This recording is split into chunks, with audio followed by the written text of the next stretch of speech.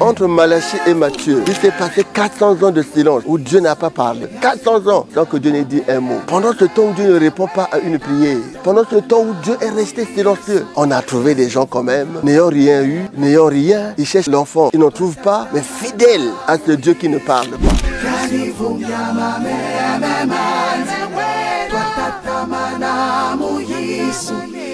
C'est le pasteur Lazare, Clément Lazare Nkouka, du ministère de la Rédemption.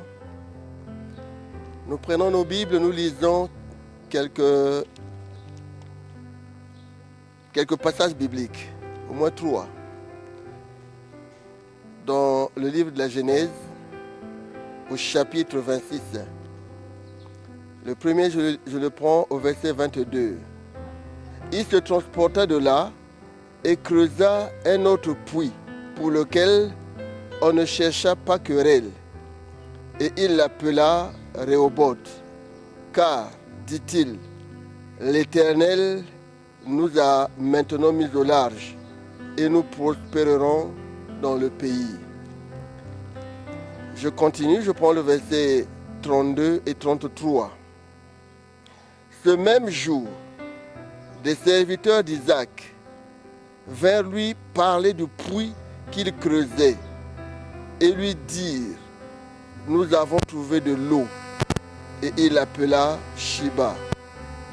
C'est pourquoi on a donné à la ville le nom de Beersheba jusqu'à ce jour. Je vais prendre un thème de Rehoboth à Sheba. Le lecteur de la Bible connaît cette histoire. C'est Isaac, après la mort de son père Abraham. Il a voulu quitter le pays parce qu'il y avait la famine. Il voulait partir sur les traces de son père en Égypte. Mais l'Éternel lui dit, reste dans ce pays, je te bénirai ici. Il est resté, il a eu l'intention, la pensée d'aller rouvrir les puits que son père avait fait creuser. Parce que ces puits avaient été remblés par les Philistins. Mais toutes les fois qu'il a réouvert les puits, tous les puits qu'il a commencé à réouvrir, on lui cherchait la guerre.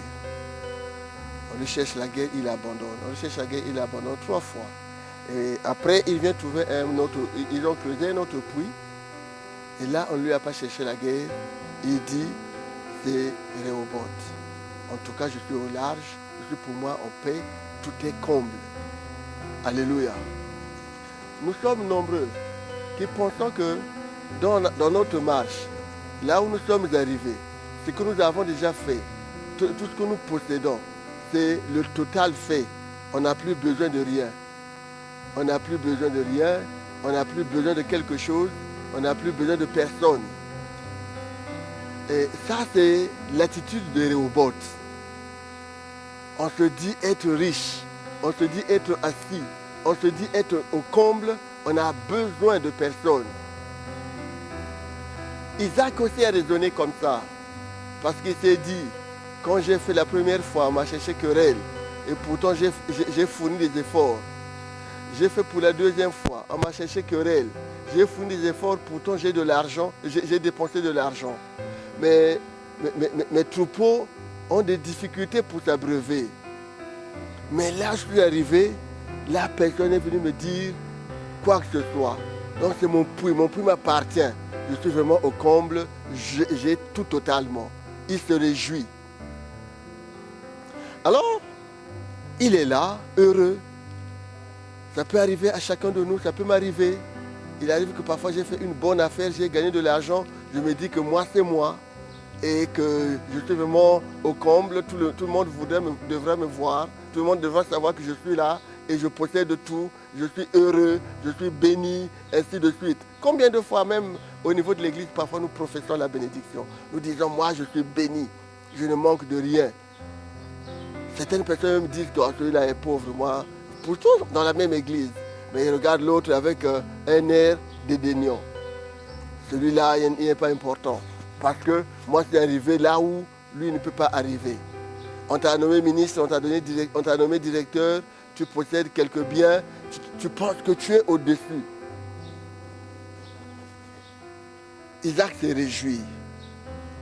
Mais un jour, il fait une autre découverte.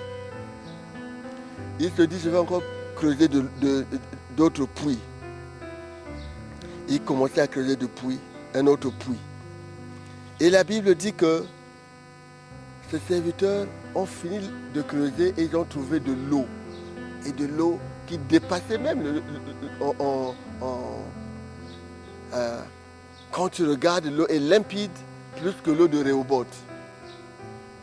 Il dit, en tout cas, c'est Shiba. C'est le comble. Bien-aimés, là où nous commençons, ce que nous vivons, tant que nous ne sommes pas arrivés à la fin, ne te dis pas qu'il n'y a plus personne qui peut. Ou que là où je suis, c'est seulement c'est que je vais être. Parce que Dieu nous a réservé des choses, des surprises. Pour Dieu, on ne s'arrête pas seulement là où on a trouvé 10 000. Pour Dieu, on ne s'arrête pas seulement là où on a trouvé un jumeau, des jumeaux. Pour Dieu, on ne s'arrête pas seulement là. Il peut t'amener au-delà de ce que tu as aujourd'hui. Il a amené Isaac au-delà parce qu'il lui avait promis la bénédiction. Alors, s'il faut regarder, Dieu lui dit, reste dans ce pays-ci. Pour toi et moi, enfants de Dieu, ce pays, c'est lequel? Ce pays, c'est quoi? Je peux le prendre comme étant même l'Église. Dieu ne peut pas bénir ses enfants quand ils ne sont pas là où il a l'œil. Dieu a l'œil à l'Église. Dieu a l'œil à l'Église. Et quand tu as été béni à l'Église, reconnais Dieu. Honore ton pasteur. Honore tes frères et tes sœurs. La Bible dit que ceux qui ne travaillent pas travaillent pour avoir de quoi pouvoir à ses besoins et aux besoins des saints. Mais quand toi tu as eu, tu penses que tu es au large, alors les autres ne peuvent pas. Non. Ça n'a pas été l'attitude d'Isaac. Il a reconnu que je n'ai pas été combattu ici. Gloire à Dieu, je suis en paix. Ce que je fais prospère, c'est bien. Mais Dieu est venu, à cause de cette reconnaissance, lui ajouter quelque chose de plus. Certainement que Dieu a un plus pour chacun de nous. Je ne te jugerai pas par rapport à ce que tu as ou ce que tu es aujourd'hui. Ne me juge pas par rapport à ce que j'ai aujourd'hui ou la parole que je présente. Quand nous regardons notre Seigneur, il nous a dit de lui qu'il n'avait ni éclat ni beauté pour attirer nos regards. Mais et pourtant, au-delà même de tout, c'est lui qui est notre source de bénédiction. C'est lui qui est notre source de paix. C'est lui qui est notre source d'enrichissement. C'est lui. Donc, bien-aimé, ne t'arrête pas seulement, que ta foi ne t'arrête pas seulement là où tu es. Ne compte pas seulement ce que tu es aujourd'hui. Ne compte pas seulement ce que tu as aujourd'hui. Dieu a des réserves pour toi. Fonce encore avec le Seigneur. Ne te dis pas que j'ai gagné. Qu'est-ce que je vais encore faire avec Dieu? Non. Continue à marcher avec le Seigneur. Isaac ne s'est pas dit que comme j'ai creusé, personne n'est venu me chercher la guerre, je ne travaillerai plus. Non. Et nous constatons qu'à cause du fait que Isaac s'est concentré dans le travail, Dieu l'a rendu riche et de plus en plus riche. Au point même que le roi de la nation a eu peur de lui. Dieu peut te bénir au-delà. Dieu peut te bénir au-delà. Au-delà de la bénédiction qu'il accorde à ton pasteur. Au-delà de la bénédiction qu'il accorde à qui que ce soit dans tes connaissances, dans tes alentours. Dieu peut te bénir. Si aujourd'hui, gloire à Dieu, Dieu te donne le pain, tu ne dors pas affamé, rends grâce à Dieu. Il est même écrit dans Timothée que si tu as la nourriture et le vêtement, cela te suffira. Je crois que c'est Timothée, c'est 1 Timothée 6 ou 8, je crois bien. Si tu as la nourriture et les vêtements, cela te suffira. Mais ça, c'est le contentement, c'est vrai. Ça n'a rien à voir avec ce que Dieu a comme projet pour toi. Dieu a des projets pour nous. Il dit que j'ai un projet. J'ai le projet de bonheur et non de malheur. Ce projet, Isaac l'a expérimenté. Il est dans le pays des Philistins. Le roi le voit, il le chasse. quitte mon pays, on pensait qu'il allait être malheureux. Combien de par notre langage, nous pensons que les autres ne mourront que malheureux. Les autres ne pourront pas atteindre le niveau que toi tu as. Avec le Seigneur, nous irons au-delà de tous les regards des hommes, au-delà de toutes les limites des hommes, au-delà de toutes les limites que le monde même avait voulu imposer. Donc, bien-aimés, nous sommes appelés non pas seulement à se réjouir de Rehoboth. Rehoboth, c'est une bénédiction, bien sûr, mais Dieu a réservé les bénédictions les plus grandes pour ses enfants, pour ceux-là qui le servent.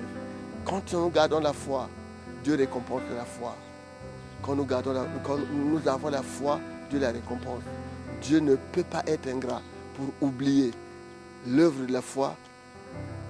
La Bible même dit que nous sommes sauvés par la grâce au moyen de la foi que nous avons. Ça, c'est le salut, peut-être le salut qui nous amène à la vie éternelle. Mais nous avons aussi le salut de tous les jours par rapport aux besoins, par rapport aux attentes. Nous les avons aussi par la foi. Non pas par rapport à nos efforts. On parlait avec quelqu'un, je faisais rire quelqu'un. Je lui disais, pourquoi cherchons-nous à demeurer dans la malédiction d'Éden? Là où l'homme dit, où la personne dit aujourd'hui, ah, je gagne avec la sueur de mon front. Donc, il ne faut pas blaguer. Ça, c'est une malédiction. Dieu a prononcé ça parce que l'Adam là avait failli. Il a prononcé des paroles de ce genre avec lui. Mais avec le deuxième Adam, il dit quoi? Regardez les oiseaux du ciel qui ne sèment ni ne moissonnent. Regardez les lits des champs. Ne valez-vous pas mieux qu'eux? Alléluia. Alors donc, arrivé à ce point, nous pouvons nous dire que tant que nous restons attachés avec le Seigneur, Rehoboth c'est peu. Il nous amène à Sheba. Il nous amène à Sheba. Que nos regards soient fixés à Sheba. Que nos regards soient fixés vers Sheba. Que nos regards soient fixés sur Sheba. Parce que nous escaladerons les marches pour nous amener à sa gloire. Que le Seigneur nous bénisse. Gardons cette pensée de foi. Et nous sommes les enfants de Dieu. Dieu ne nous a pas seulement appelés pour que nous puissions gémir, pour que nous puissions être malheureux. Il nous a appelés pour avoir la joie. Quand je parle du malheur, je ne vois pas seulement le malheur financier, je ne vois pas seulement le malheur sanitaire. Non. Et quand je parle de la richesse, je ne vois pas seulement ces choses-là. Non. Il y a des grandes richesses que Dieu nous a réservées. Et je sais que sur la terre, on a besoin de l'argent, on a besoin de la santé, on a besoin de la prospérité physique et matérielle. Ces choses, Dieu nous les donne. Dieu les a données à Isaac. Il nous les donnera aussi à nous. Gloire à Dieu, que le Seigneur nous bénisse. C'était le pasteur Lazare, Kouka Clément Lazare, du ministère de la Rédemption. Nos contacts, c'est le 06 628 44 84 pour les appels normaux et 06 573 68 13 pour les appels WhatsApp. Que le Seigneur nous bénisse. Nous sommes dans la commune de Matibou, notamment à Loua, en allant vers Kombé, juste au début de la petite montagne de Kombé. Il y a un dodan, nous sommes à droite. Que le Seigneur nous bénisse. Amen.